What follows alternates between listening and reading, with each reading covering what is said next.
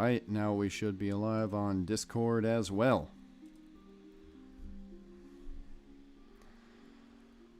And we're live on YouTube too. Cool.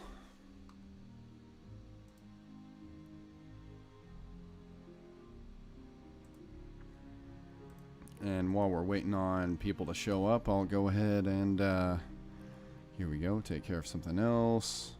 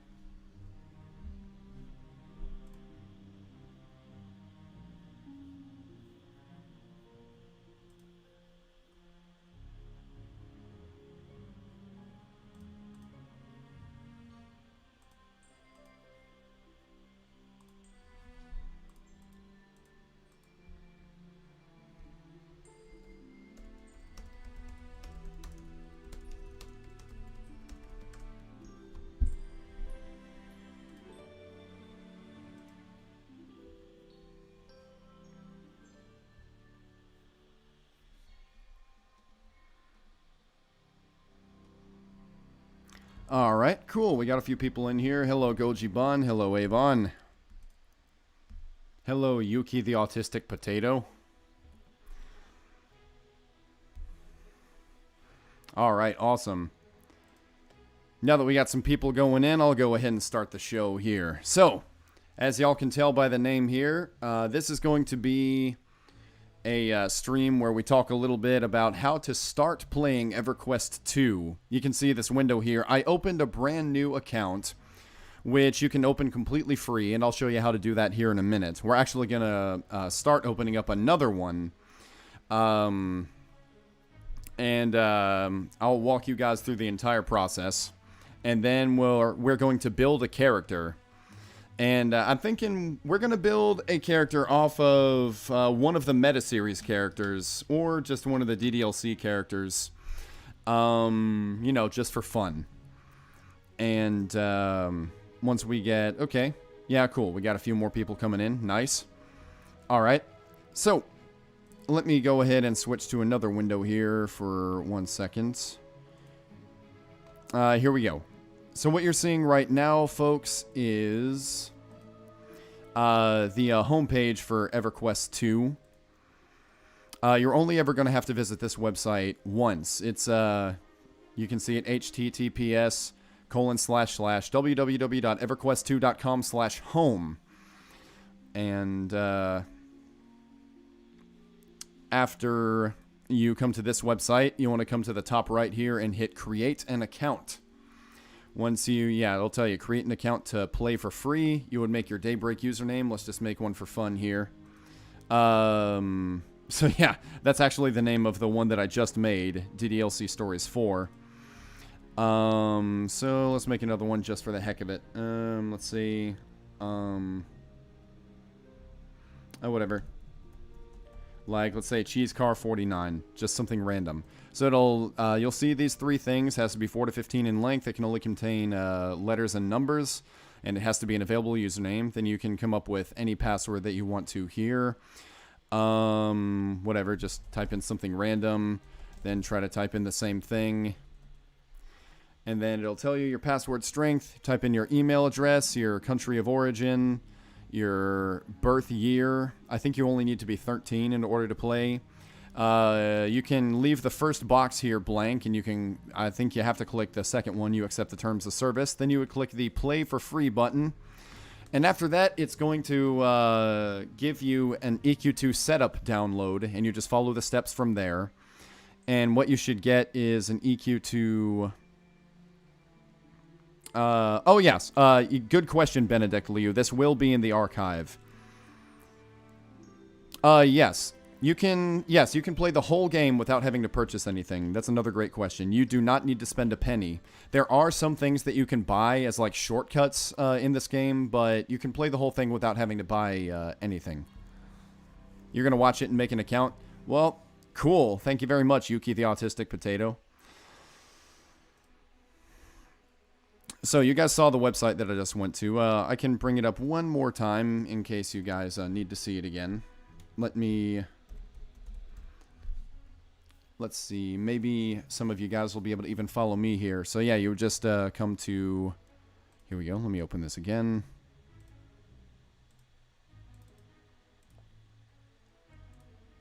There it is.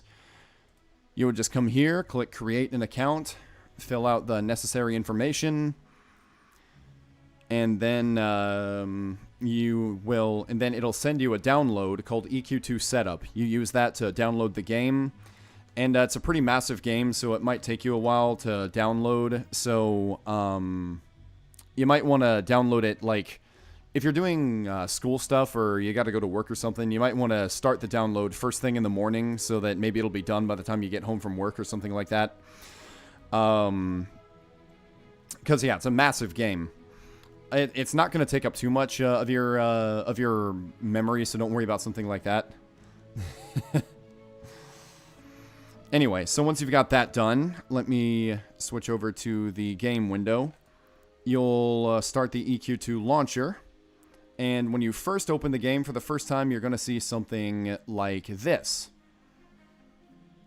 Avon just said that his was quite fast, so maybe for some of y'all with faster computers, it won't actually be that long of a download.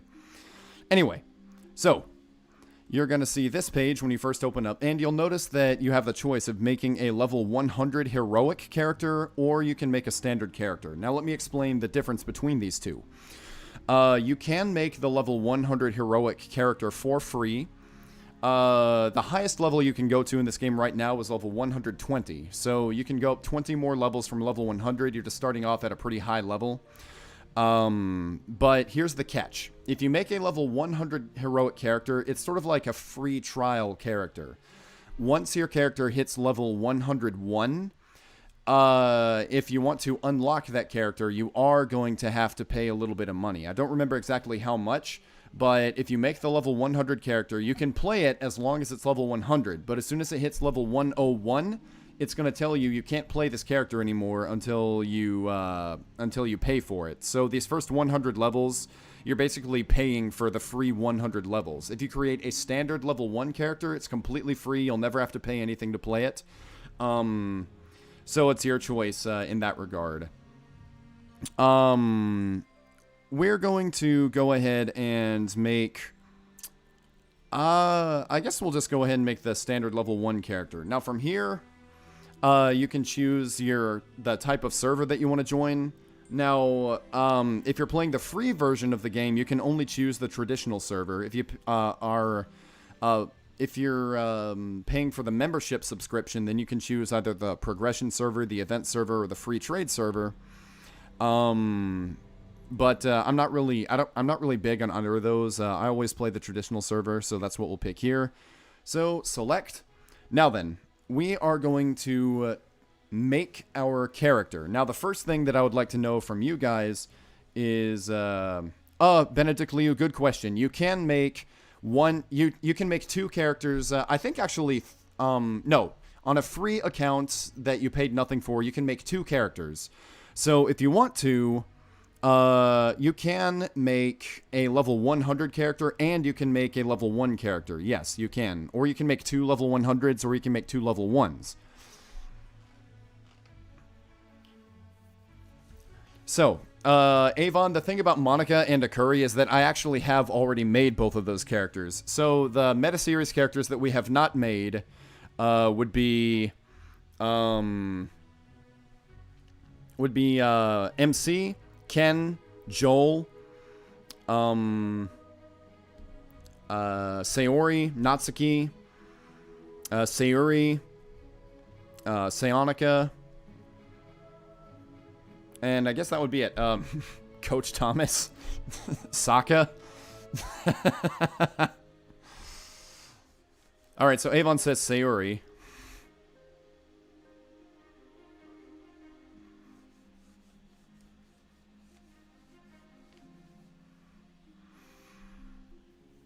Another thing that you can do if you wanted to have a bunch of level 100s, Benedict Liu, you could make more than one account. Like, each account, you can have 2 characters out of the starting gate. So if you want, you can just have 2 characters on one account, then 2 characters on another account, and with that way, you can have as many characters as you want for free. Alright, Yuki the Autistic Potato says Sayori, so we have 1 vote for Sayuri and 1 vote for Sayori. Anybody else? If not, nobody else cares, then it's going to be a coin toss. Alright, he changed it. So 2 for Sayori. Alright, we'll go with Sayori. So, out of Fighter, Mage, Priest, or Scout, I think Sayori would be more likely to be either a Mage or a Priest.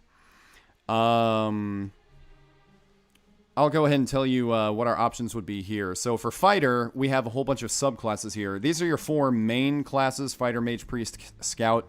And then there are more specific classes under each of these. Like under Fighter, you've got Guardian, which is like a defense-based warrior. Berserker, an attack-based warrior.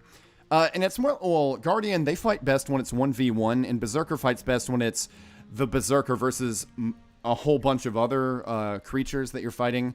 Then we have Monk, which is like, you know, martial arts style. We have a Bruiser, which is like, you know, a bouncer at a club kind of thing. Both of these two, they use their fists instead of weapons.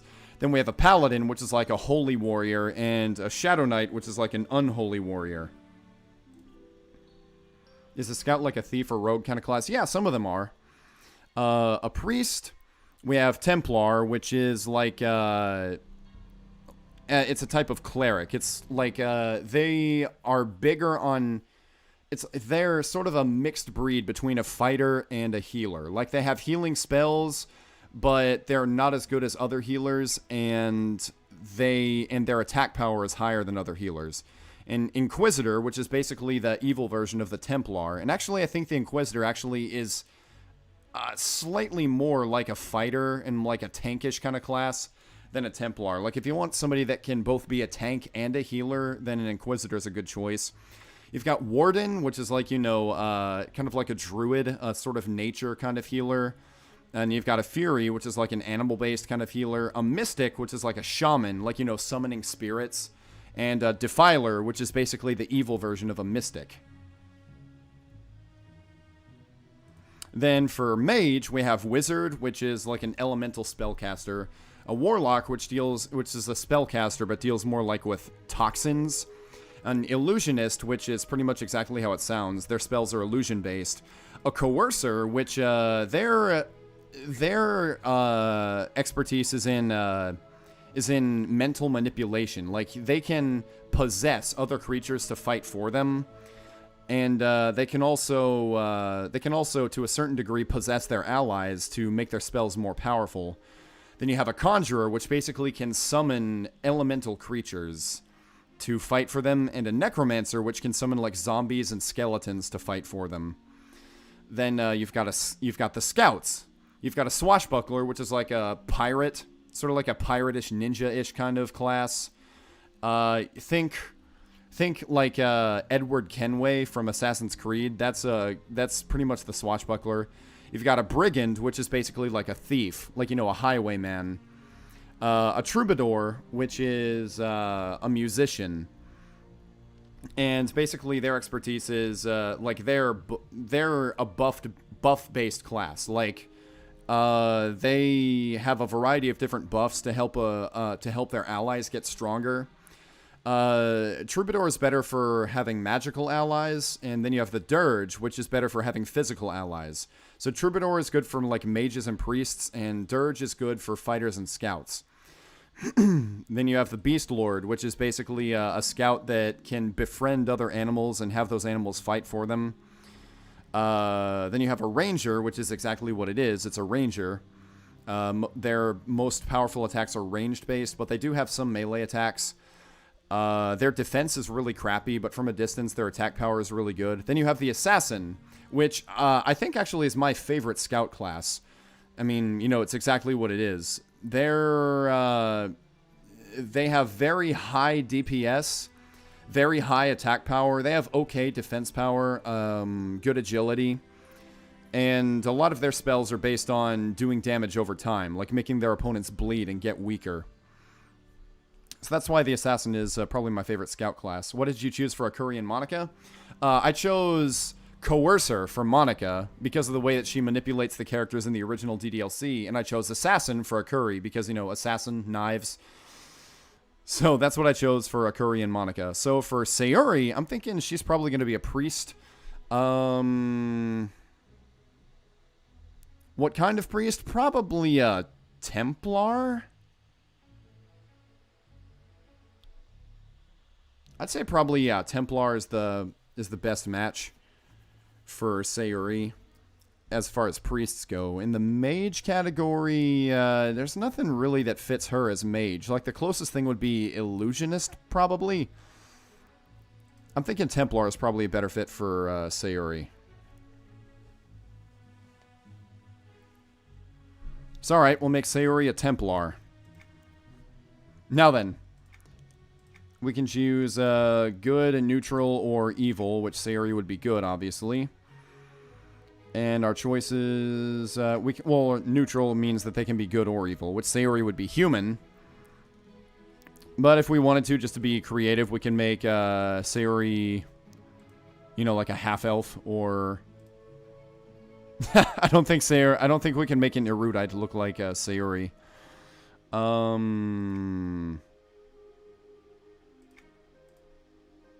Barbarian, definitely not. So, okay, we'll start with human and see where we can go from there. One thing I need to do is I need to change the, I need to change the graphics, because I have them set pretty low. The graphics usually look a lot better than this. I don't have an option to change the graphics right now, just because it's in character making mode. Well, here, now I can change the graphics. Let's go to options. Display, performance, extreme quality. Yes, I accept. There we go. Priest, Templar, human, female. There we go. Now it looks like how it's supposed to look. Let me guess, the character you made is... This character you make is permanent? You can delete them if you don't like them. You can delete them and make another character. Alright, so now we start making the character, which is... it's pretty much a Fallout level of customization here. So the eyes... here we go. We're gonna have them as rounded as possible here. Eyebrow... Sayuri's eyebrows, they're not very curved.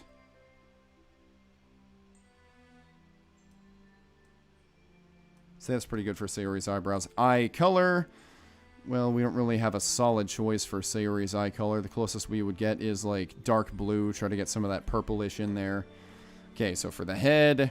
Okay, ears. Large or small? There's not really any definitive quality to Sayuri's ears, so we'll put them halfway through on each of those. Cheeks, full or thin? Probably somewhere in the middle.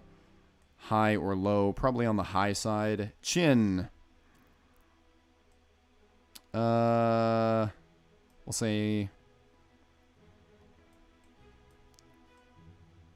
there we go. Length of... I'd say that's probably good. And then narrow or wide.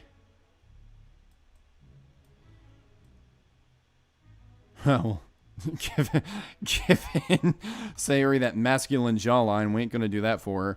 Okay, so probably somewhere in the middle. Lips are definitely a bit on the thin side. Not quite that thin, though. Here, let's actually make it so she can close her lips. Sayuri's kind of a happy person. So... Nose. By the way, obviously, this isn't going to look exactly like Sayuri just because of the limitations of the character choices. So, let's see, skinny or wide. I'd say more on the skinny side, but not entirely skinny.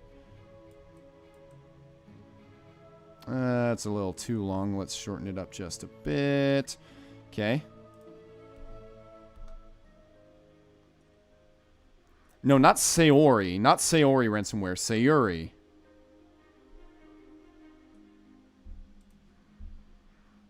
All right, so let's go down the nose. Now the hair.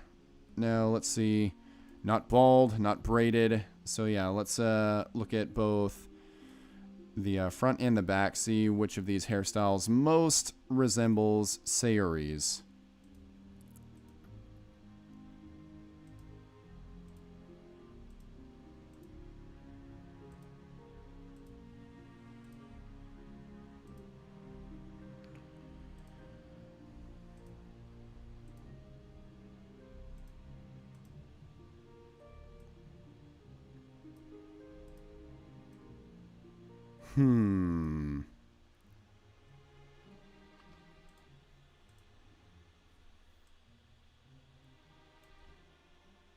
Nah.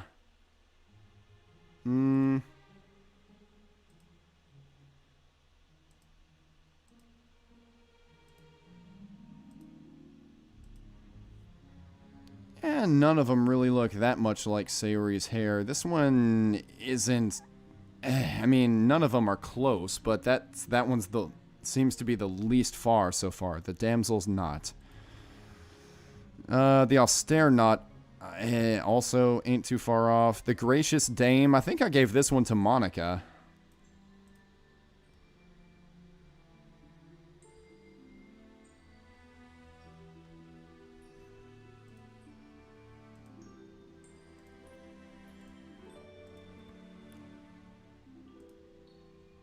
The Wayfarer, if it wasn't for the ponytail, that would look pretty good for Sayori's hair. Unless you want to make the argument that she tied the hair back because she's running around adventuring and stuff. Okay, the hair base color. Because she's a human, I don't think we're going to have perfect options here either. Okay, so the hair base color. And the hair highlight color. That's as close as we're going to get to Sayori's hair. Now the skin color, she's going to be a little bit on the lighter side, but not horribly light. And then size, she's tall, so yeah, make her tall. Age, wow, they made her old. Nah, she's a youngin'.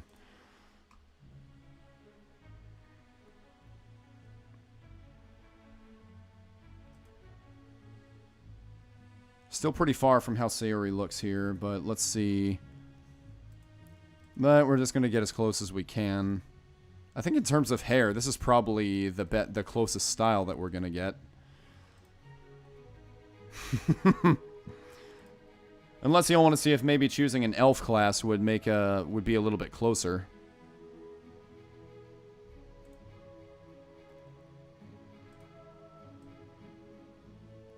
Not that it's going to matter too much, because she's going to... Like, we're going to spend most of the time seeing her from this angle anyway, as she's running around. Alright, yeah, let's go back and see if maybe... I made Monica a high elf. Let's see, is purple hair an option with a high elf? That's really going to be the decider, isn't it?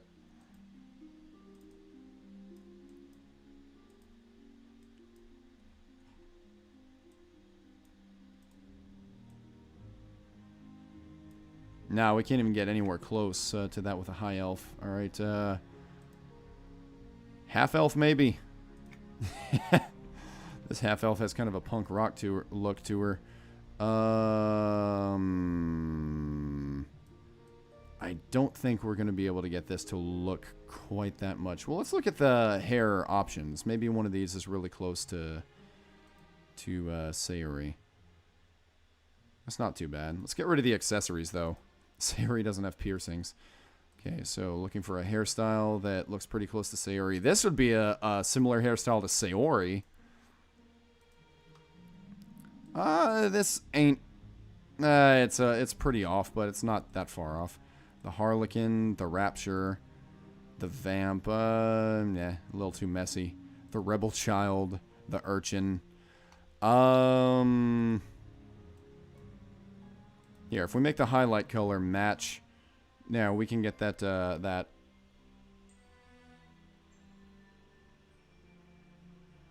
Yeah, it looks a little too bloody. Now it's starting to look a little bit more like Yuri, actually.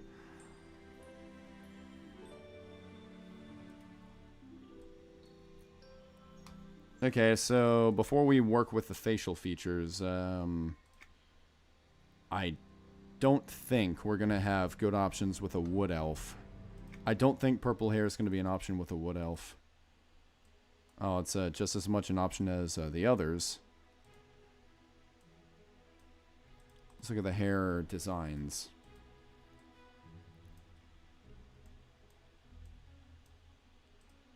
Fadark Nymph, Forest Beauty, Fadark Lovely, Song of Summer. I gotta say, these names sound a little bit more reminiscent of...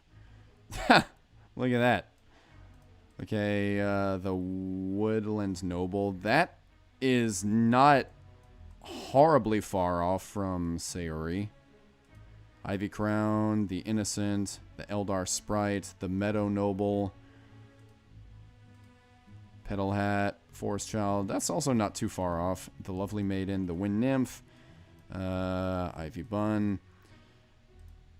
So those are our options with the Wood Elf. Let's look at the skin color. Can we make her skin color a bit lighter? That'd be believable for Sayori's skin color.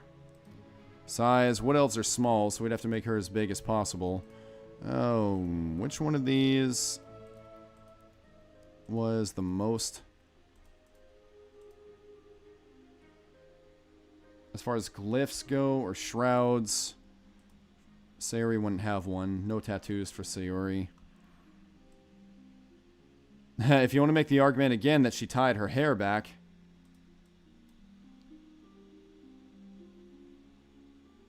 Alright, then...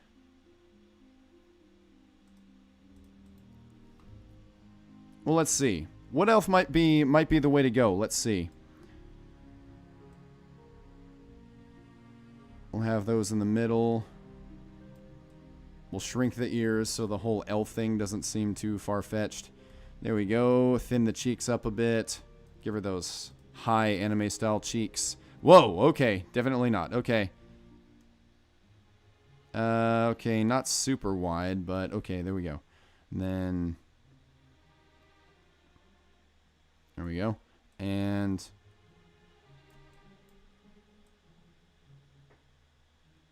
It's probably good there. I think we're making her face a little thin, actually, so let's... Lips, upturn, because she's a happy girl.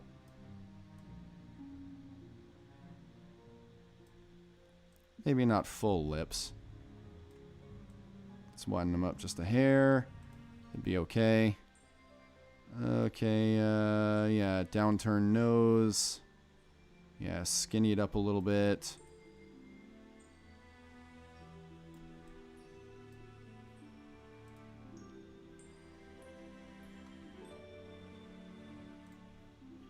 And then, eyes. Okay, so tilt up or down. Okay, that'd be a good midway point for Sayori's eyes. Eyebrows, let's raise them a bit, but straighten them and angle them. We can lower them a bit from there. Then eye color, again, we don't have a purple option, so we're just going to go with dark blue, because that'd be the closest. Okay.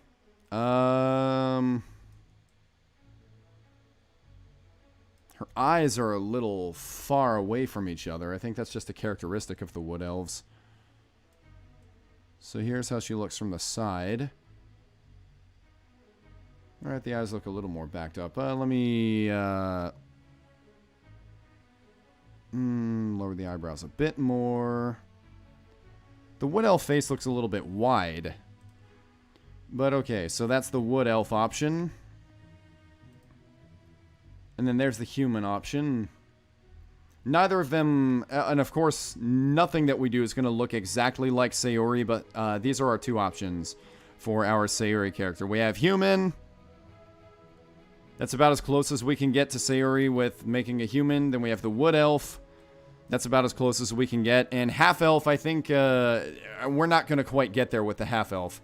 So, which one should be our EverQuest representative of Sayori? The Wood Elf or the human? Type your vote in the comments below. Wood elf or human?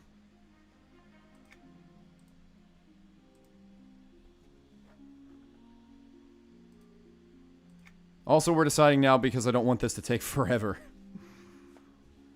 Obviously, you can spend all day working on your character, trying to make him look as good as possible.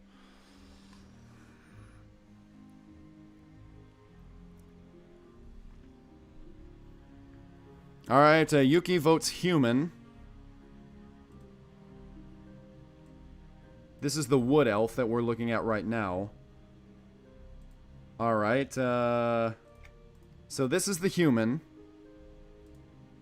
What you're looking at right now is the human. And you can tell, like on the side here, it says human. This is our human version of Sayuri. And then one more time for reference, this is the wood elf version of Sayuri. Benedict says he doesn't care. We have 2 votes for human.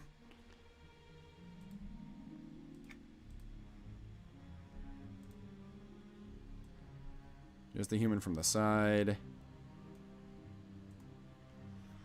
Alright, then we'll go with humans, since people seem to be voting with that one. So, here we go. This is Sayuri. So, now we decide which city we're going to start in. Sayuri would be a good character, so we're going to start either in Kelethin, New Hallis, or Queen's Colony. Queen's Colony takes you to the city of Kinos, New Hallis, the city of New Hallis, and Kelethin, the city of Kelethin. I could go with an evil city as well, but we're not about that with Sayuri. So, I think probably Queen's Colony would be the best fit for Sayuri, so we're going to go there. Now then, Sayuri, and this is important. When you make a character, make sure you join the Skyfire server. That's going to be the one at the top here. Skyfire is the server that my characters are on. I have some characters on Antonia Bale, but most of the characters I played today are on Skyfire. That's also the server that the Madrazo Militia, my guild, is on. So, if you want to join my guild, then you want to join Skyfire. So, Sayuri, Skyfire, let's play. Oh no! It looks like the name Sayuri is already taken. Huh! Alright, so then we're going to have to do something fancy, like add an extra eye. Let's see if Sayuri with 2 eyes is taken. It's not taken! Alright. That's going to happen sometimes, where a character name that you want is going to be taken. Yeah, Ransom, that's the thing. You can only get so close. But now you're going to see the beginning of the game here, and what I'm going to talk about now is how to customize your screen so that it looks the way you want it to, because there's a lot of screen customization that you can do here.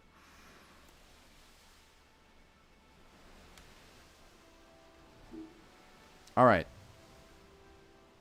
So, this thing that you see here, this is just, it's your help page. It'll tell you a little bit about the game. And then you got this thing. You're going to see this every time that you open up. It's just telling you stuff that you can purchase if you want. And then this, you're only going to see this if you have other characters that you've already made. What's really convenient about this is you can choose another one of your characters that you've played on this computer to make this character's user interface or screen look like theirs. I'm going to select cancel right now for this character because I want to show you how you can customize everything here. So, this is the very beginning. You wake up and you're on some random ship. You can see Sayuri's in her outfit here. So, down here you have your experience bar with a whole bunch of other stuff that you can click. I'll go through what all this stuff does. Here you can see my adventure level, level 1. And then I have my hotbar here, which has some abilities like melee attack, divine smite, smite of consistency, and then I have a healing spell, meliorate, and then I have a call to home. This is basically a spell to take me to my home city. Then I have a set recall point, which I can use to set the point in my city that I want the home spell to take me to. Then over here I have sprint. And you might be able to make out that there are some numbers in the corner there. 1, 2, 3, 4, 5, 6, and then over here the equals. I can either click these things, to make them happen, or I can press the number. Like melee attack is number 1, so I can press 1 to make it happen. So, that's how that works.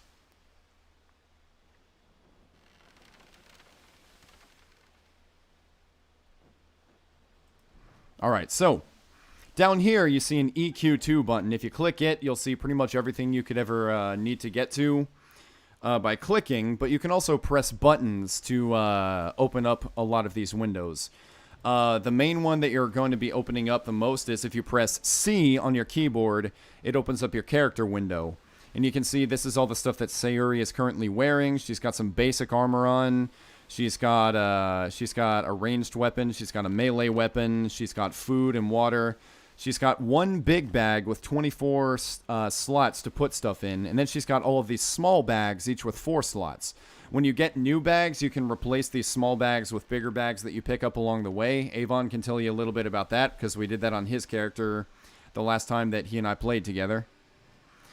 And then over here you can see stats. Her health is 96, max health 96, her power is 77. Strength, agility, stamina, intelligence, wisdom, her defense against elemental, noxious, and arcane damage. Just, you know, all the stats that you need to know about her right now. Right now they're pretty low, obviously, because she's level 1.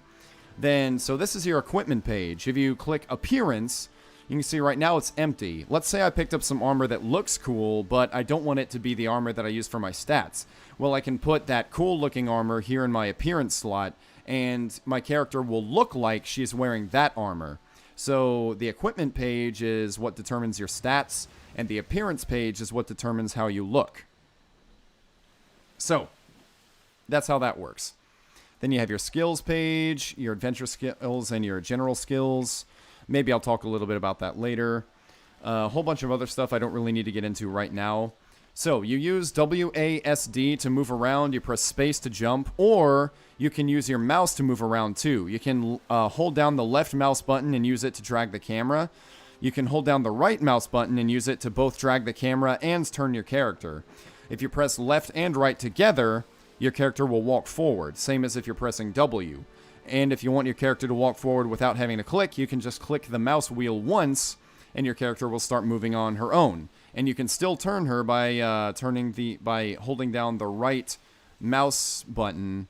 And I'm not pressing anything now. She's moving on her own. I can turn her, still not pressing anything. And I can either click the mouse wheel again to make her stop, or I can just press any of the keys on the keyboard to make her stop. Excuse me. Sorry, I'm talking a lot here. So, what I need to do now, I'm going to talk to this Captain Varlos guy. Nothing here. All right. Ahoy! 'Tis good to see you, eh? You seem a little swift. At least you cheated dead. All right. So he's, so you might, obviously nobody knows what's going on unless they've played the game before. So I'm going to say, where am I? Me apologies. Who are you? I am Captain Drake Varlos, and this here fine ship is the Far Journey. How did I get here?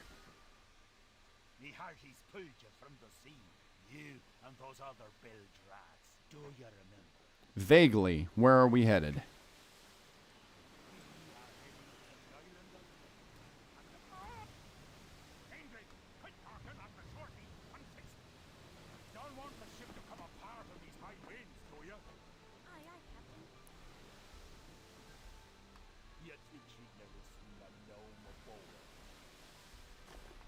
Alright, so I've just been given a quest. Tasks aboard the Far Journey. And then here's a description of the quest. And I'm going to accept the quest. Whoa there, the seas are getting a bit angry.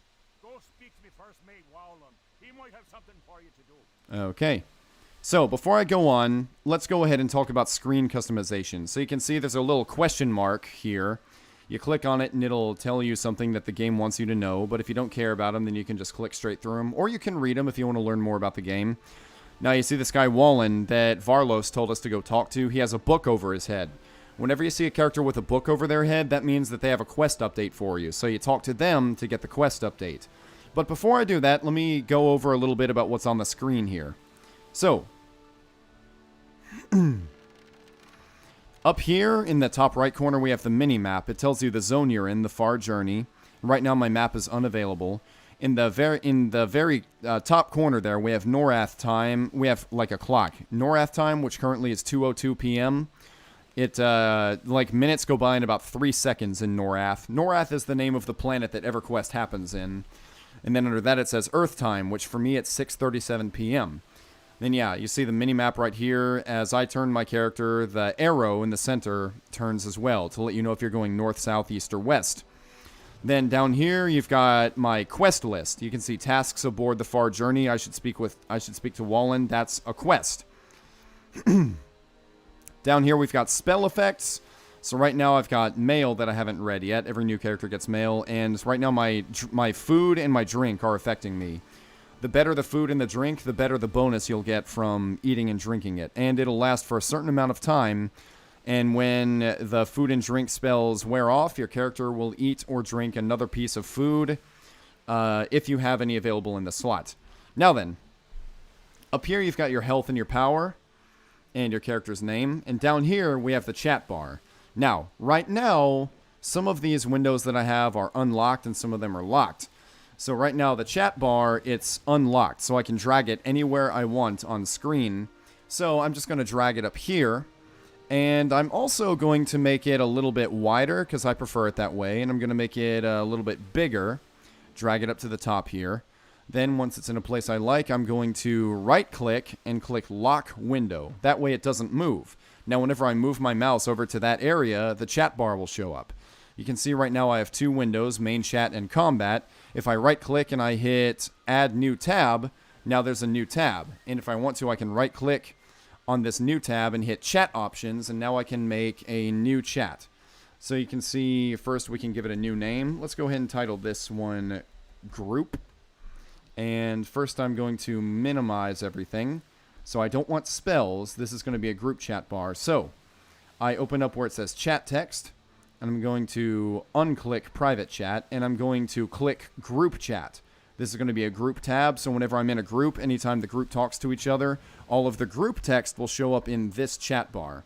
So I'm going to go ahead and click on this little speech bubble down here under this tab and change it to group. Now on this tab, whenever I talk, it'll always be in a group. So if I say, hi, group, right now I'm not in a group, so it'll say, you are not in a group. But if I was in a group, then that's where all the group text would show up. Now then. So, excuse me, folks. Down here I have a hotbar. What I'm going to do now is I'm going to right-click the hotbar and hit Unlock Window. Then I'm going to move to the edge of the hotbar, and I'm going to drag my hotbar over just above the XP bar and the window bar here. And I'm going to hit Lock Window. Now I'm going to right-click again and hit Open New Hotbar. Now this one's already unlocked, so I'm going to drag it right next to the first hotbar. And this is just how I like to do it. You can arrange your hotbars in your chat window any way you want to. I'm just doing it the way I like to do it right now so that you can see how to do it. Now I'm going to open a new hotbar. Gonna drag it over here. So now I just have one. I have three hotbars put together to look like one really long hotbar.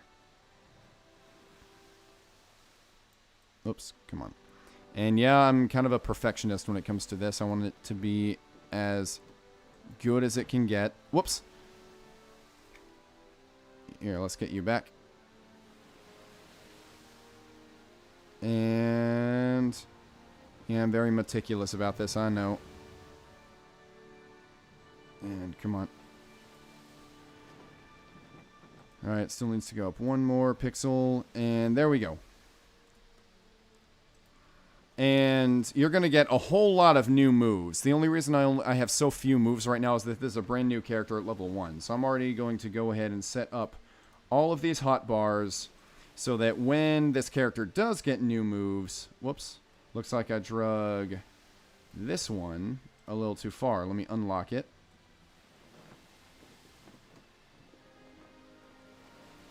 Whoops. And let me drag it out. Yeah. One hotbar too few.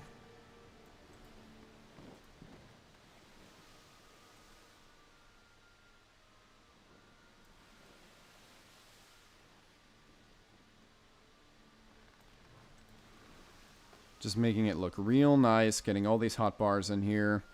So this is going to be plenty of hotbars for this character right now. She is not going to need more than this for a long time. But now she has plenty of space for new moves. And this area over here, in the bottom right, I do use it for something else, but I don't need to worry about it right now. If we get to that point, then I'll show you. Anyway, so now that I've adjusted my screen a little bit, I'll go ahead and talk to Wallen here. What? Oh, hey there. You startled me. Sorry about that. Can I seem to find me hat? Do you need some help? Oh, also you can use the mouse wheel to zoom in and out. To go looky in them there boxes, and if you find it, let me know. Alright, so now we're going to look in the treasure chests, try to find Wallen's hat.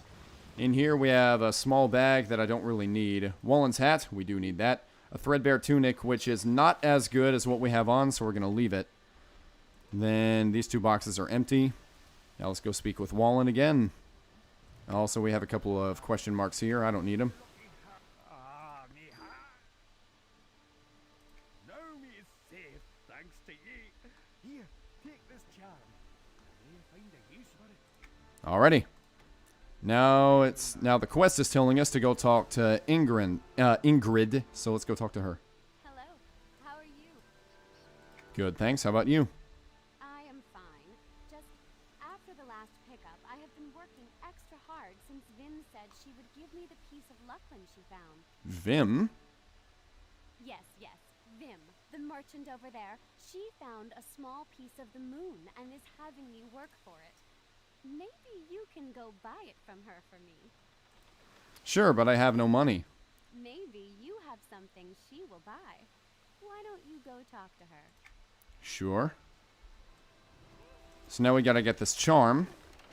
Alright, so I can sell this mariner's charm. Whenever you click on a merchant, or anybody that'll buy or sell things from you, then you'll get this window where you can buy stuff, or you can sell stuff. So I have a mariner's charm here. It's worth 42 copper, so I'll sell it.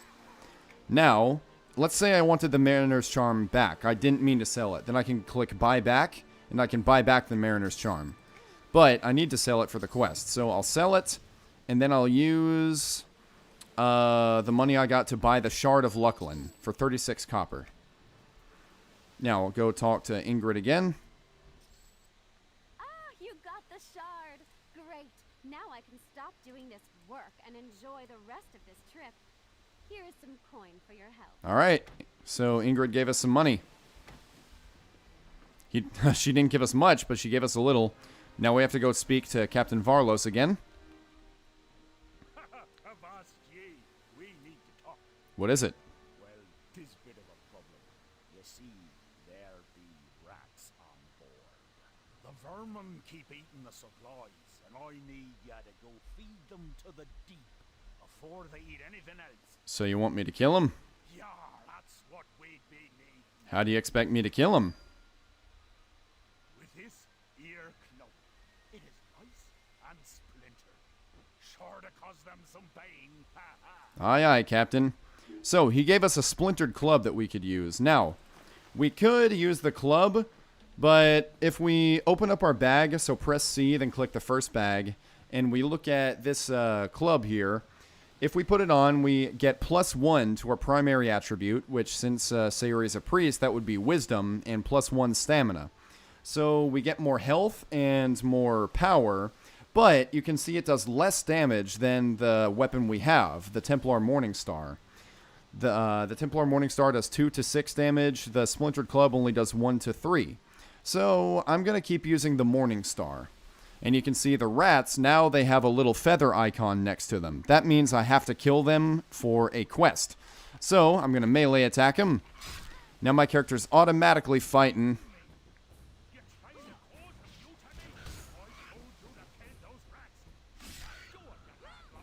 Alright, so now I'm fighting the rat. And if I want to, I can use my spells here. I'll go ahead and cast Divine Smite. And that did 6 damage to the rat. And I'm still melee attacking the rat. There we go. One of them dead. Now I'll go kill the other rat. Start melee attacking. This time let me cast Smite of Consistency. Did 4 damage. I'll cast my other spell, Divine Smite. There we go. Now my character just hit level 2, and I picked up some rodent meat from the rat. I can come over here. Let's see if Vim will buy that meat. There we go. So I leveled up. Now I have a new spell. So this spell, Rebuke, that is not an attack. It doesn't do damage. So now we can actually talk a little bit about... how to use these hotbars. I can right-click and then hit Clear Hotkey. So now that spell is gone. I can press K for Knowledge to open up my Knowledge window. I can go to Spells, and these are all of the combat-related spells that I can cast. So I'm actually going to remove all of my non-combat related spells. So right-click and hit Clear Hotkey on Sprint, and on Set Waypoint, and on Call Home. Then I'm also going to do it for my healing spell. I'm going to put my healing spells in the second hotbar here, and I'll put debuffs in the secondary hotbar over here for now. So now, here are my attacks, here's my heal, here's my debuff. So I've got them organized now. And every time that I learn new spells, I can organize them in that same way. So now we talk to Varlos again. You made quick work of them vermin. Thanks.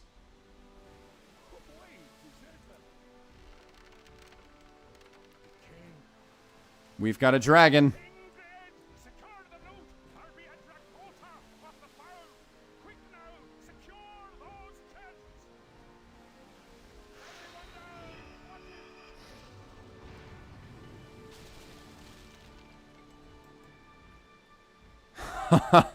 Alright, so the dragon just caused us some trouble. That was close. It's been here 2 months since the last reported sighting of one of them. That damn goblin has escaped. And look, me beautiful ship is on fire. He must put an end to his life before he tears me ship apart. Alright, so he wants me to fight the goblin. Alright.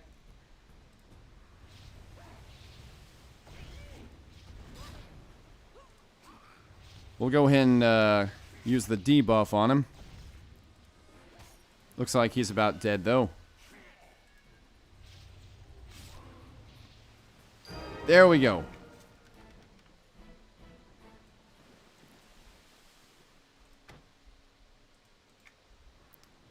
So now that quest is done.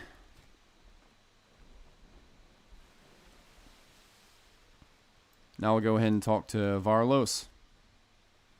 You saved the far journey and me crew. Seems you proved to be quite a hero. Well, with the help of that young lass there, you do. There be the island of refuge. Get ready to drop anchor. Just let me know when you want to go ashore. Alrighty. Ingrid, swing the lead. Prepare to drop anchor. So, you ready to go ashore, matey? Yes, send me to the Isle of Refuge. We get paid to do that. Now we're at Queen's Colony. How long have I been playing EQ2 for? I've been playing EQ2 for about 13, 14 years. OG GT 710.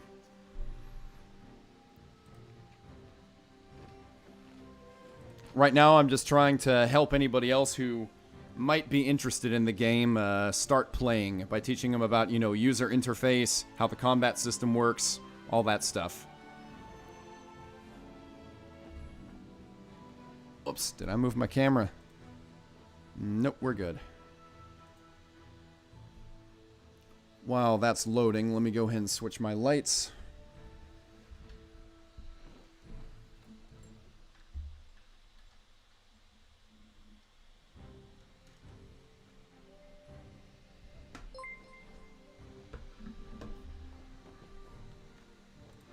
OGGT 710, thank you for the follow, man. I appreciate it.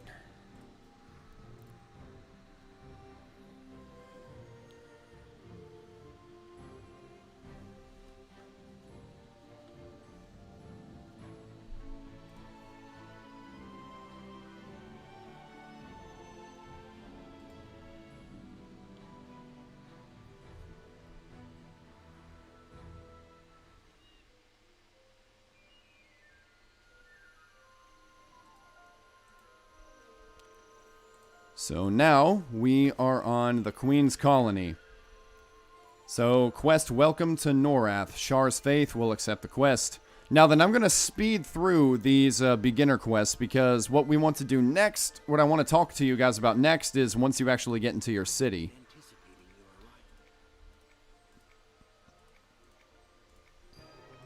Alright, so as I said, I'm going to be speeding through this. I'll talk a little bit about what I'm doing as I'm going through here. So, we talked to Marar Shar. He gave us this ring. He told us to go get ready for combat training. Alright, so we'll go over here. Alright, it says we need to defeat a sparring partner. So here we go. Level 2, heroic sparring partner. Let's go ahead and spar. Yeah, I chose the formidable sparring partner. That's the toughest one. You can fight any of them. Doesn't really matter.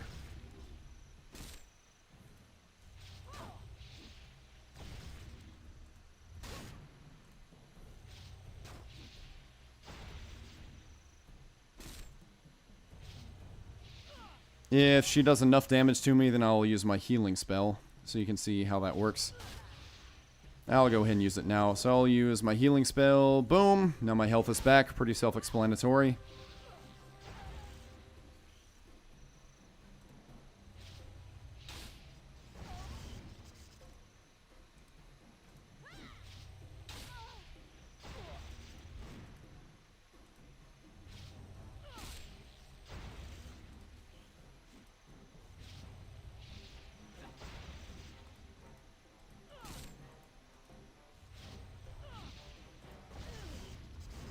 There we go. I beat her. Now come over here. See, we got other new players running around. You can see these guardsmen. They're level 100 heroics. I'm nowhere near ready to fight these guys yet.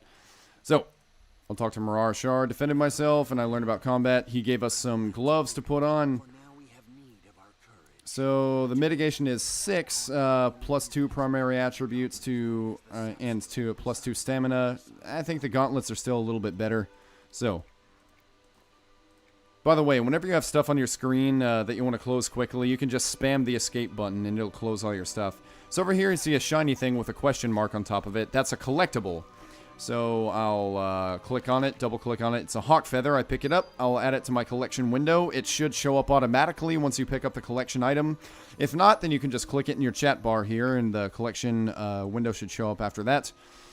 So, now that we've done that, I'm supposed to come out here, and you can also look at your minimap. You can see there's a book on the minimap letting me know that there's somebody for a quest I need to talk to over here. Let's come over here. I discovered a new area. That gave me some XP, and that got me to level 3. So I need to kill Tainted Sapswill invaders. So I come over here. These Tainted Sapswill invaders, they have little feathers next to their name. Also, since I'm level 3 now, I have a couple of new spells that I need to organize. So I'll go ahead and, I know I'm in the middle of a fight, but I'll go ahead and clear the hotkey on these. Right-click and hit clear hotkey. Put my new healing spell right there. My new attack spell right there. Alright, it's just giving me a warning that I'm under attack, but not attacking back.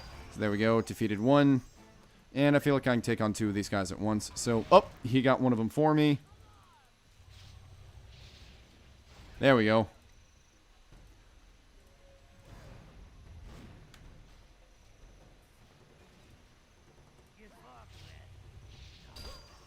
That's 2.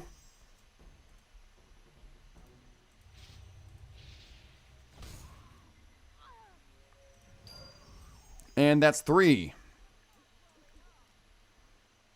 Now I come over here, talk to the guy again. I'm ready. I gotta search the barricades for signs of a missing soldier. Okay. What we got there? Made in USA, thank you for the follow, the ice cream, and the lemon. I appreciate it. The 2 lemons. 3 lemons. 4 lemons. Wow, you're generous. So signs of a missing soldier. Just looking around the area, seeing what I can find.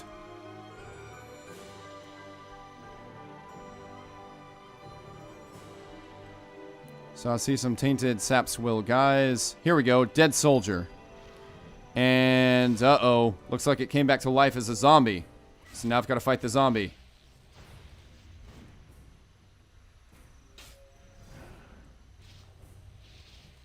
See, look at this guy. Ugly zombie.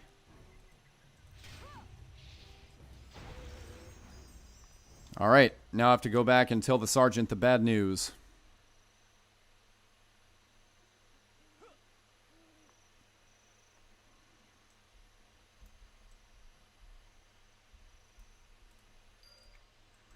Alright, now that I've relayed the information, I need to go back to Marar Shar. Tell him I did my job. He gave me some new armor. That armor still ain't quite as good as the one I have on. Alright, so now I need to go to the Tainted Forest. It says head west into Sunset Meadow and then north up the hill. So that's what I'll do. I also have the book right here. Which, by the way, yeah, on the mini-map, if you click on something, then a waypoint marker will appear that will take you, that will lead you to where you need to go. So that's what I'm doing here. Hey, Dreadler. I'm just showing everybody how to play EverQuest 2, if any of them want to get started. This live stream, it will be on my YouTube channel as an archive, so if you want to watch it to see the whole tutorial, then you can. So I went to the area where the quest told me to go. It says one of the nearby Sapswell Tappers should have the box. So I'm just killing it because it has a feather icon next to it, meaning I need it for a quest. Now I'm level 4. Sapswell Shawl. Not as good as what we have, but I can sell it, so I'll take it anyway. Alright, so you can see this, this text right here. It's kind of not in a good place, so I'm going to right-click, hit window settings. Then I'm going to drag it a little bit so it's not showing up in the same spot as my chat bar. Then I'm going to leave this window up so that when that text shows up again, when any text there shows up again, I can see if it's in a place that I like. And then we'll put it right here. Then we'll say lock window. We'll say click through enable, and then we're done. Then we hit level 4, so let's clear this hotkey. This is a buff, so we'll put buffs over here.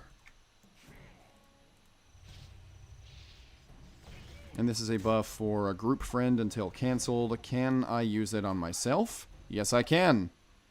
Some buffs you can only use on your friends. Some you can use on yourself or your friends. This is a buff I can use on myself, so I might as well.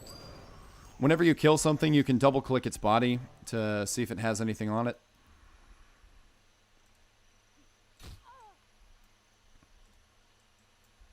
Alright, so here we go. Now it says, search for wood near the spider den in the Tainted Forest. The den is southeast within the forest. And we have another girl right here. I can talk to her and get another quest. So for her quest, I need to clear the Tainted Forest of toxic crawlers. Okay. Somebody else here is already doing a lot of fighting, it would seem.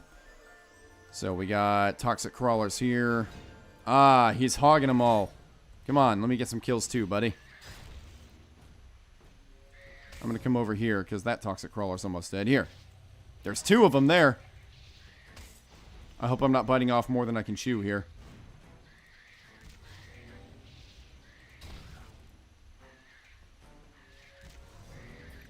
I think I'll be fine.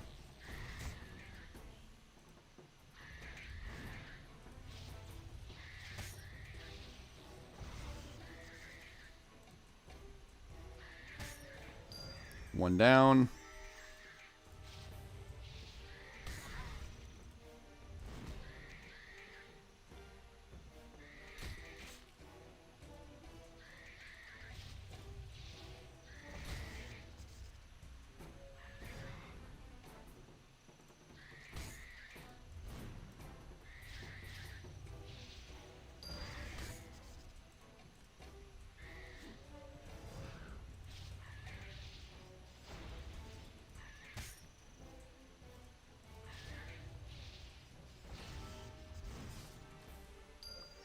There's 3. I also need to collect these piles of sticks for the other quest. Might as well do that while I'm here.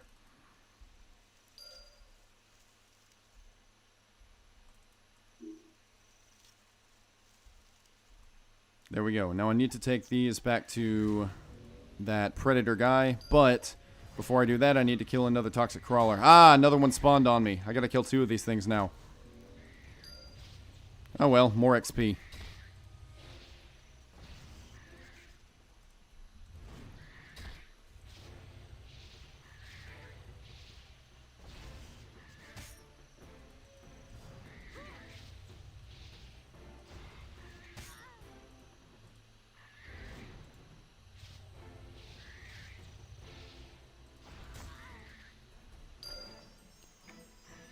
Alright, so I got a piece of parchment. It says I need to right-click this item to examine it. Or I can just click it in my chat window like I said before.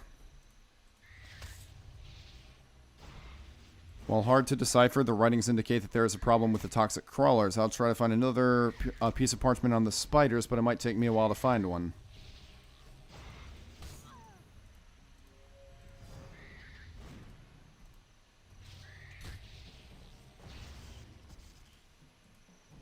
So I'll go ahead and fight these guys. I need to kill spiders until I get a piece of paper.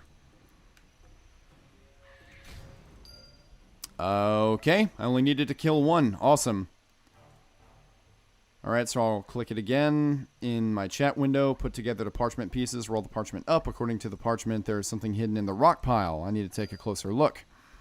This rock pile. Pizza. Alright, another piece of parchment, so I'll collect it. And put together the parchment again. The parchment refers to Dire Spike, which would be a big-ass spider in the rocks, right?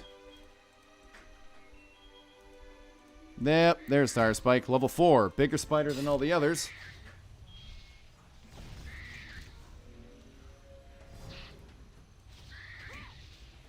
We'll go ahead and use my debuff on him. Hang on. Jenny just came in.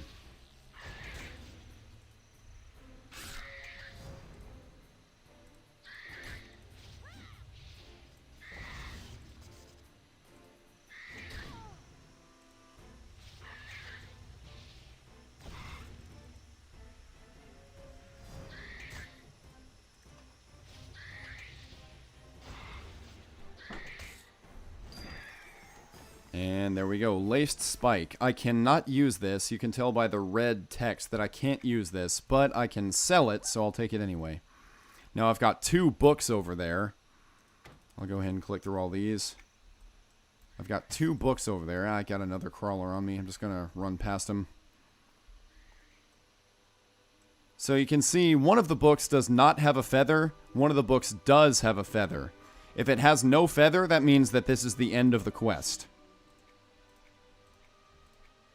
So there you go, end of the quest. Although she has another quest for me, it looks like, so I'll go ahead and take that.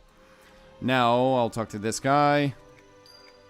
I need to go back to Marar Shar, but I need to go talk to this Forest Keeper on the mini-map over here. So I'll do that. And the Forest Keeper is a talking tree. I must remain strong and vigilant against this. I will not give in to the... Alright, bye, Yuki the Autistic Potato. Thanks for joining us. When you download the game, remember, join the Skyfire server so that you can join my guild and we can play together.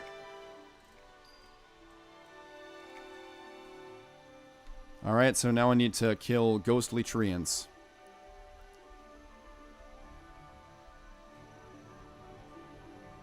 And there's another shiny over here.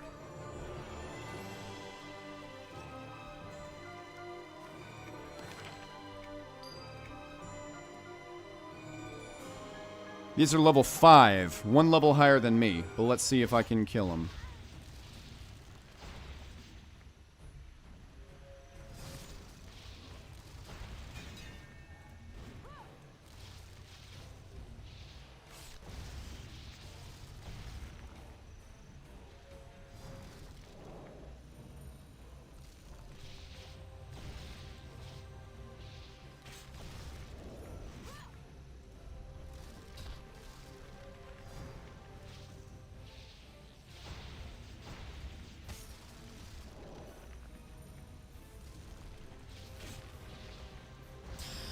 Cool, I got 1, and now I'm level 5.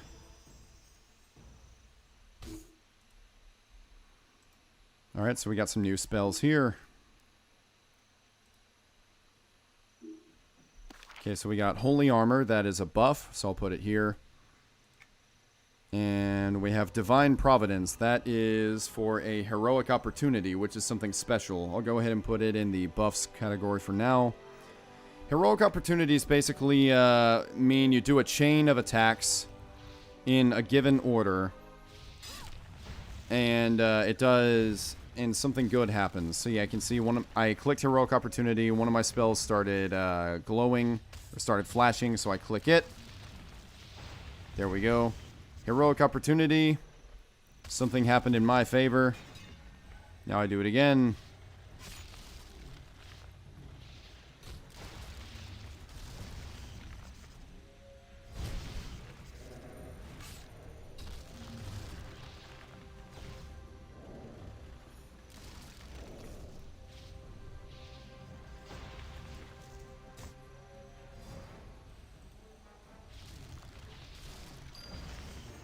Alright.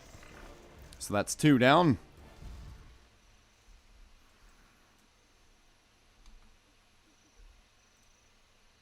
Where's your health bar? Do you have mana power bar?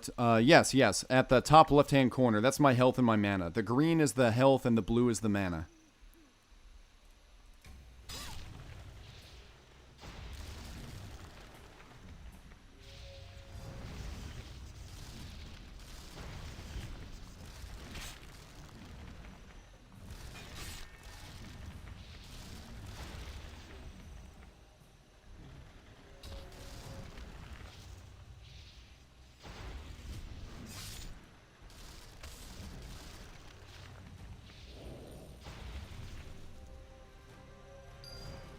There we go. Loot the body, take what's inside. Now we go talk to the Keeper again.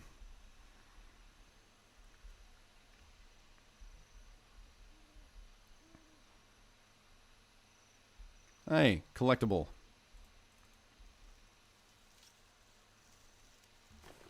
Eagle feather. Nice. So we have 3 of the 5 feathers that we need for that collection. Sparrow feather. Now we have 4 of the 5 feathers. What do you need? The falcon feather. I think that's always the rare one, the falcon feather. So we talk to the Keeper. Alrighty. The Force Keeper suggested I speak with a soothsayer at the last stand. An old goblin base near the Tainted Forest. Okay. Oh no, that's Mirar Shar. The last stand is going to be over this way. By the way, look, I can zoom in and out on the minimap too. Yeah, you can see the soothsayer over there, the last stand.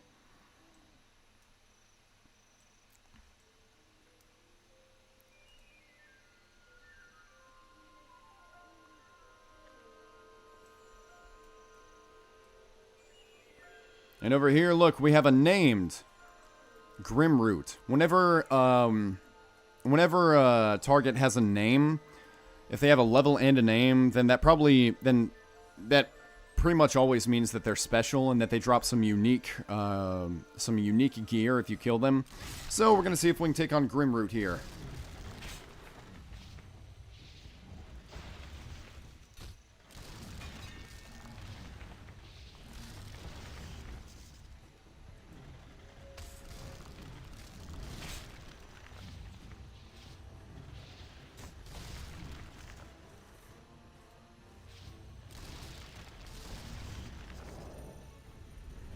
He's healing himself. I'm level 5, he's level 6.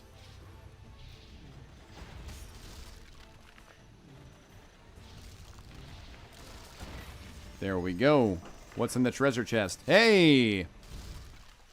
We have Ethereal Maul. That is a better weapon than what I have. Oh, well, it's two-handed, that's why. So, it gives me bonus stats, so I'm still going to take him. So, I'm going to open up this bag. Holy Armor. This is a spell book that I got for my class, a Templar level 5. You can see the book says Holy Armor Adept, and my current spell is Holy Armor Apprentice.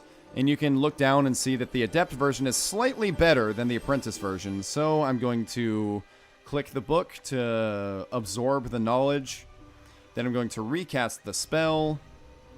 Then I'm going to put on my new maul here. And I did not put on this second ring here, so I'm going to go ahead and do that. Now I have 2 rings on. Makes sense. 2 hands, 2 rings. There we go. Now, okay. So these guys, you see they have a red outline around their name. If something has a red outline around their name, that means if you get close enough to it, it will attack you. So, Yeah, you can see it starts attacking me even when I get close, even before I start attacking it.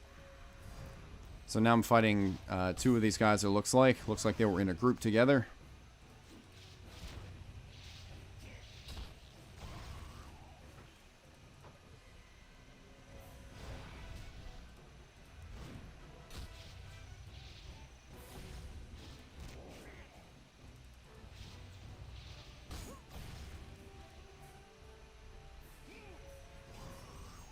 There we go. Now then, for the purpose of not making this take a super long time, I'm going to try to make my way to where I need to be without getting into any more fights. I will pick up the collectible, though. It is a falcon feather. All right, so I completed that collection. Now I can show you how that works. I've completed the collection, so now I can take it to a collector and get XP and gear. Here I go. I talk to the soothsayer. Okay, I need to gather roots. Soothsayer wants me to gather roots. Okay. Trying to avoid the big, mean-looking wolf over there.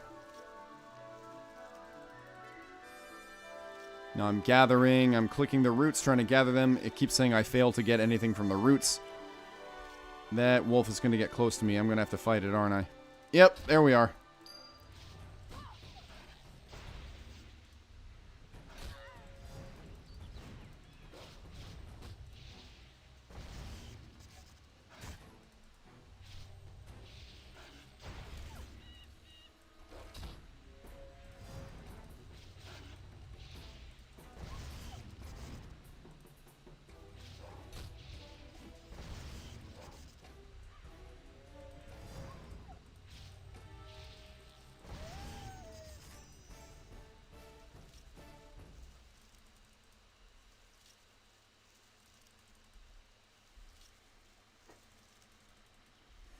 I'll just keep clicking until I manage to gather them. There we go. I got 2 roots. My gathering skill keeps going up every time that I fail, though. So that's one good thing that's happening. There we go. Got all the roots I need. Now I need to get water from Hope Falls, Razortooth Falls, and Sapswill Falls. Okay.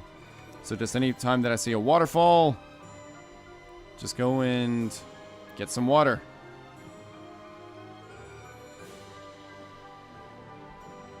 There we go.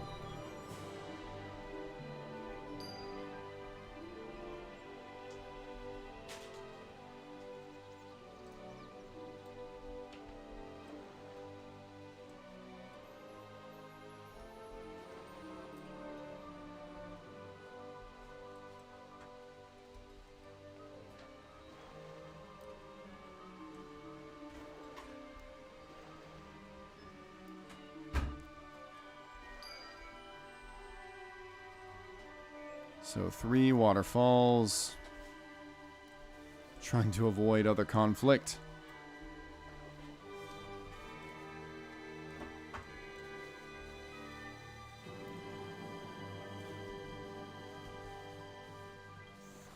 Now let's see if I can... There we go.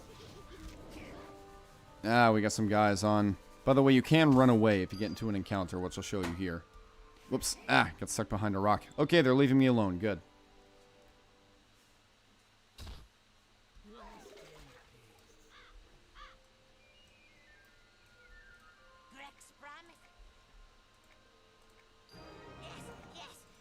There we go. So I got a new bag. It's slightly better than the bags I have, so I'll go ahead and swap. And then this bag, no trade, no value, it's useless, so I'll destroy it. There we go. Now I need to go back to Marar.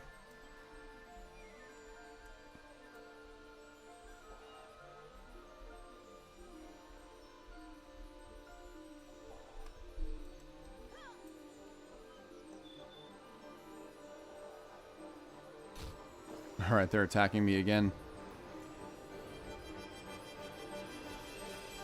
Hey, look, there's another named. The Volth. So we're going to go over here and see if we can kill the Volth.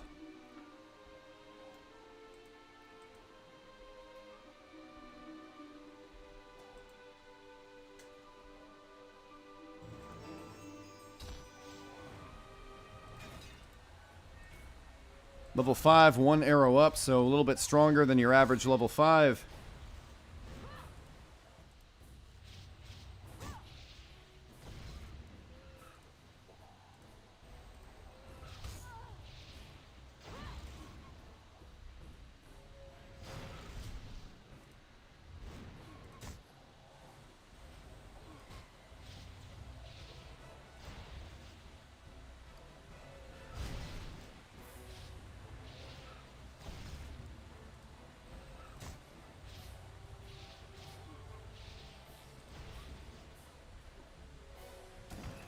There we go. And we have a treasure chest down here. Let's see what we get from the treasure chest. Sucker-studded hatchet. I can't use it, but I can sell it, so I will take it.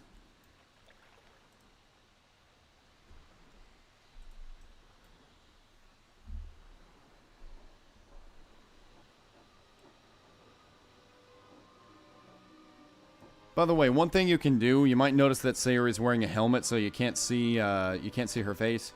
If you open up your character window by pressing C, go to Options, and then you click on Head Cover and hit Hide Head Cover. Boom, now you can see her head.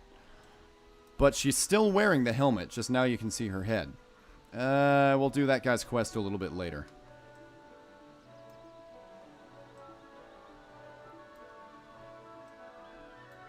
For now, we've got 2 books we need to turn in.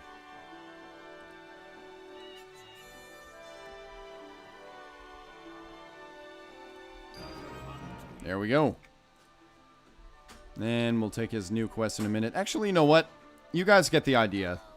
So you go over here to the collector, talk to her, turn in the collection.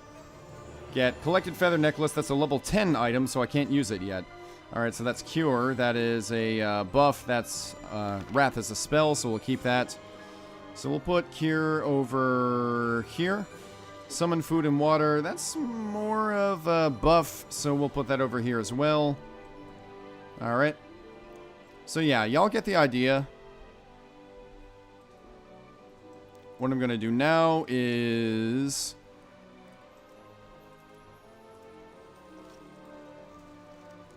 to finish this off, I'm going to talk a little bit about how... there you go, another collection to start. The Shell Collection. We'll come back and finish that a little bit later. For now, let's go ahead and talk to Captain Varlos here. And let's say, take me to Kinos.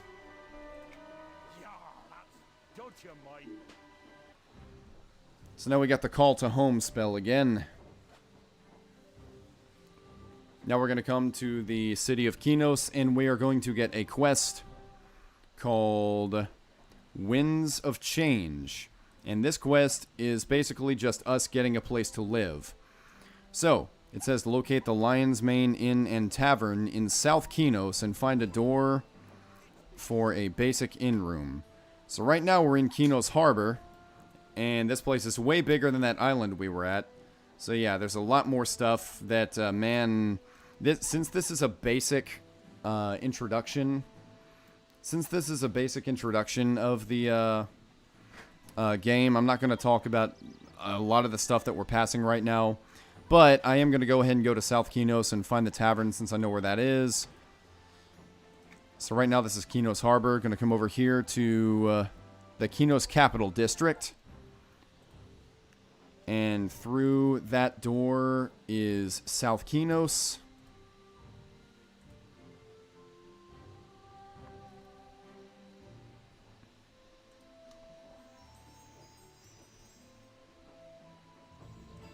Here we are. See, it says you have discovered South Kinos. Just walking through the city. Gonna go find that tavern. By the way, here we go. Blue dot on the mini-map. It says Winds of Change, locate the tavern. So I'm gonna click on the mini-map so a waypoint shows up. See all these guards, level 48 heroic, 48 epic. I can't fight those right now. Oh, this is a mailbox, so I can check the mailbox right here. So, Liam Ogren, a Gathering Obsession. Yeah, I'll go ahead and take that. And delete it. Just go through all this junk mail here. I don't really care about that. Nope. No thank you. I don't need the poll. Alright. Now then, here we are at the tavern. Lion's Mane Tavern and Inn. And find a door for a basic inn room. I've located a door for a basic inn room. Alright, so I will buy it. You see, the price is 0, and the upkeep, meaning the rent that I have to pay every week for this place, is 5 silver. So I'll go ahead and buy it, and I will enter the house.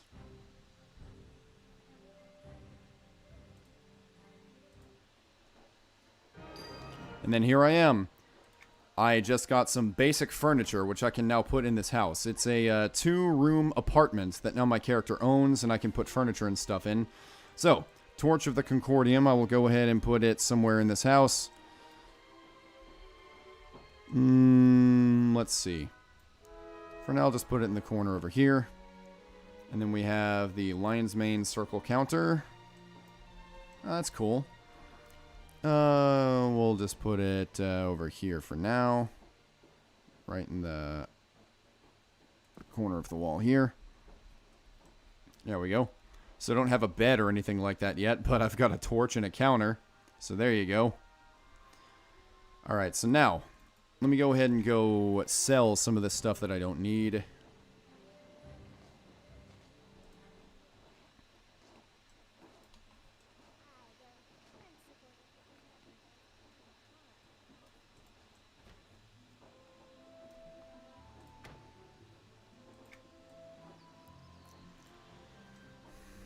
And now from here, see, like, there's another player, level 100 Paladin, quite a bit far away from where we are.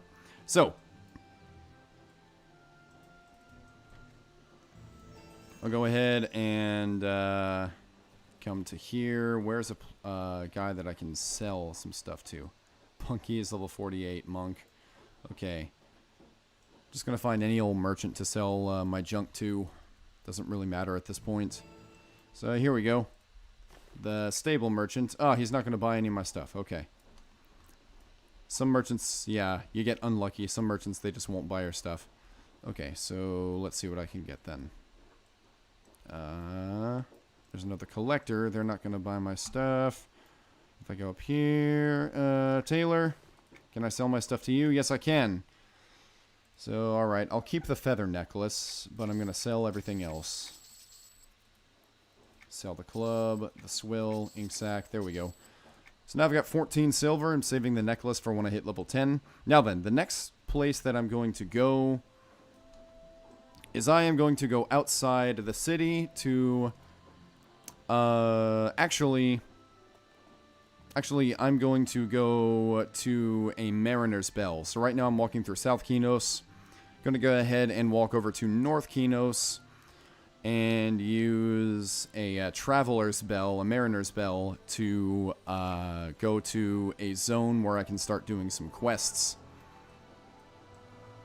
And I'm mainly just doing this to show you guys what the next step would be once you complete everything, you get into the city, and now you're ready to start, questing on your own.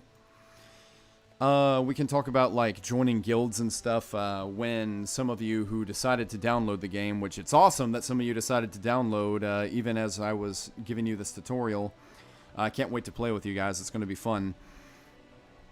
But I'm going to come over to this Mariner's Bell.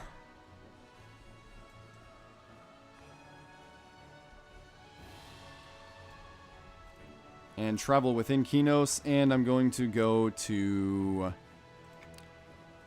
the Caves. The Caves is one of the minor low-level zones outside of the city of Kinos that you can do some quests in, help get you a few levels and some good gear. This is probably the best place for a Kinosian to start questing once they're, they're super low level. They just got out of the tutorial islands and now they're ready to do some quests. So there's the first person, obviously, to talk to. And then they would give you a quest, and then you would do that quest. But for now, I think I'm actually going to call it a night. I hope that you guys found this tutorial informative. I hope that those of you that already play the game, you found... you already play, but you're still new. I hope that you found some useful information. Those of you that are still deciding whether or not you're going to play, I hope that I've swayed you more in the direction of you want to play. It'd be really great to have you guys, especially on the Skyfire server, so that y'all can join my guild, the Madrazo Militia. We are well on our way to having one of the best guild halls that you can have in the game. And the more members that we have, the more people that we have to help reach that guild hall. A guild hall is basically a giant player hub where players can get, help from NPCs and from other players. It's a place where everybody who's a member of my guild can come to, like, recuperate and sell their stuff and travel to any other part of the world very easily. So it's just really awesome to have a nice guild hall, so that's something that I'm working on. But anyway, to those of you that are watching this later on as a tutorial, once again, I hope you found this helpful. Even if you don't join the city of Kinos, you can join any other city. The same rules apply, it just won't look the same. Like, you'll be doing different quests than you would be doing if you joined Kinos. But it's okay. Like, if you follow basically everything that I was doing, then you'll be just fine. Anyway, guys, that's going to do it for me today. I am going to be back tomorrow. We may be doing some more EverQuest, and if we do more EverQuest, hopefully a few of you guys are playing with me. But that does it for me, guys. Actually, I am going to do one more thing before we exit. I'm going to open up my main EverQuest account so that I can show you what it looks like when you reach max level and the kind of stuff that you can do once you reach max level. So give me a moment here. And let me get on one of my more fun characters. Well, thanks, Avon. I'm glad that you found it useful. Let me get on Diabolus, my level 120 assassin. And this will show you guys what you're able to accomplish, like what your character is able to do once you reach the maximum level, provided you got some good enough gear. And you've organized your spells good enough and all that kind of great stuff. So you saw that Sayuri's health was about, 140 when we finished, 150, something like that. Well, compare that to my level 120 Freeblood Assassin, which Freeblood is basically a vampire race. It's a neutral race, so you can be good or evil with a Freeblood. But this guy's evil. Here he is. By the way, if you're wondering why he got so big all of a sudden, like he just grew in size, I'll show you why. So yeah, you can see the spell interface. Is it on my screen? Yes, it looks a little bit different here. It looks very similar to how I got Sayuri's looking. So, why he got so big? Well, first, I have a spell called Determination of the Harvester on him, which you can see one of the benefits is it enlarges him by 32%. Then I have this spell down here, Ascension Form Sanguine Embrace, which its shape changes the caster, but I have Illusion Form turned off, but I still get the size benefit that comes with that spell. So that's why he got so big all of a sudden. Now then, look at his health. 29.894 million health. So he has all kinds of crazy spells and stuff. Excuse me, just putting on my shadowed form of the assassin there so he'll stop shining like that. I think that this little dark glow effect that he has is much better. Now then, this guy level 103 heroic. Now heroic means it's supposed to take 3 players to take him down. Watch this. Just gonna walk up. Basic melee attack, 1 shot. Boom, looted him. That's 1 gold, 38 silver, 1 copper for me. Come over here, let's do this. Basic melee attack. Both of them go down. That's because of auto attack features that I have on them and stuff like that. Now, check this out. I'm just going to run around here for a couple of seconds. Hey there, boys. Get all of these big old skeletons on me. Just run around a little bit. Yeah, look at all these big boys on me. So tough, right? Look, they're not even denting me right now. Keep running. Keep running. Alright, so I got a lot of them on me now. Now, check this out. Whoa! Look how many of them fell. Now I go into here, and I... Whoops. I may have bit off a little more than I can chew. Let me just escape so that I can avoid death. By the way, that's another cool feature. I'm glad I was able to show you that. I picked up too many enemies. I killed a lot of them, but I took on too many at once. So I go... Actually, it was because I messed up my other AoE spell, but...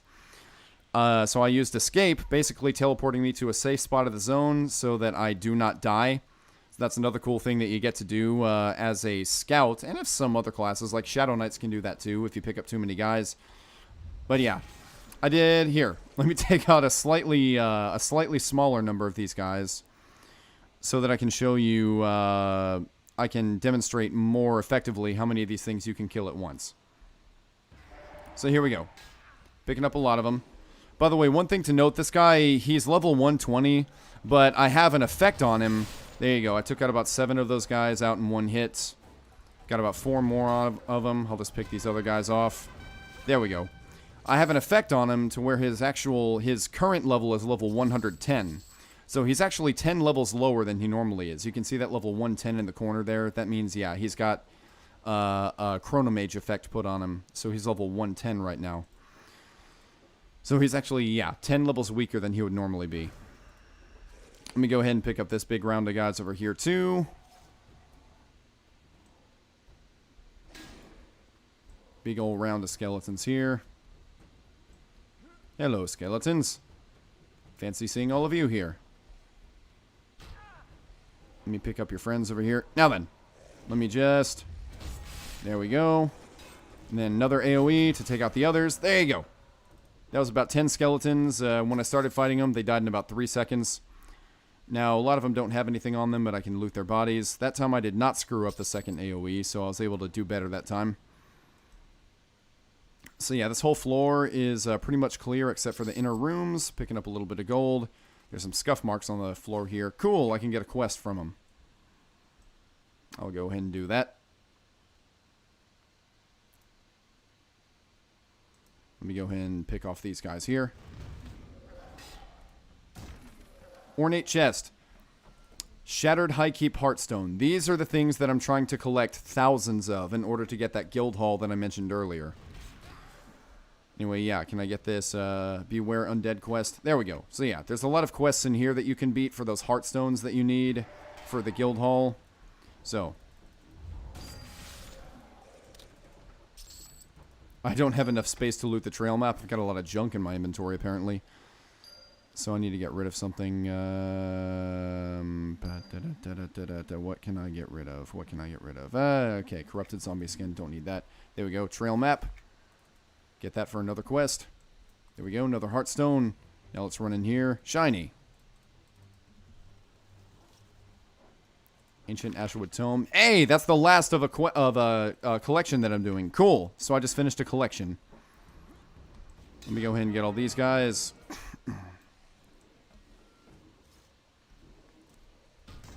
Take these guys out. Got all but 2 of them. So let's kill them. Get the Heartstone. Get the money. And we have a shiny here. And looks like I have that one already. Okay. So yeah, I just wanted to show you guys a little bit about what you can do when you have your character, you know, at a much higher level. So this armor that he's wearing, that's his appearance armor, you can see. There's his appearance weapon, which is just vampire claws. He's wearing the Halloween-themed armor. The nightmarish ceremonial armor set that you can get every Halloween if you do the quests. And also the hollow cloak of the hedge you can see here. That's another Halloween-themed cloak. I figured, you know, he's a vampire. I think this outfit looks really cool on him, so that's what I went with. So that's why this character looks the way he does. And with that, guys, as I said, I think that just about covers everything I wanted to show you. Hopefully this makes you more strongly consider getting the game. It would be really great to have some more people to play with, because I really enjoy this game, and it's always even more fun when you have more people to play with. So, let me go ahead and exit out of here. Let me go to DLive and see if I can open the chest. Let me also switch to my chat window here. There we go. Now then, let me go to DLive. And looks like there is a little bit in the chest that we can distribute.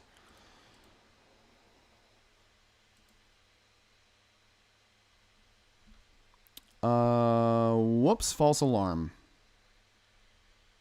But hold on.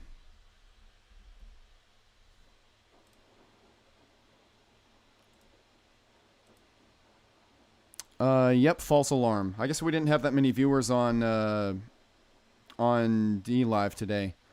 That's all right. So, all right, we'll open the chest next time then. So, as I said, guys, that'll do it for me. I'll be back tomorrow. And depending on circumstances, we may do more EverQuest. We may do some more Super Mario. It depends. We'll see. But that's it for me, guys. I will see y'all next time. And until then, I'm Caesar Madrazo, and I am out.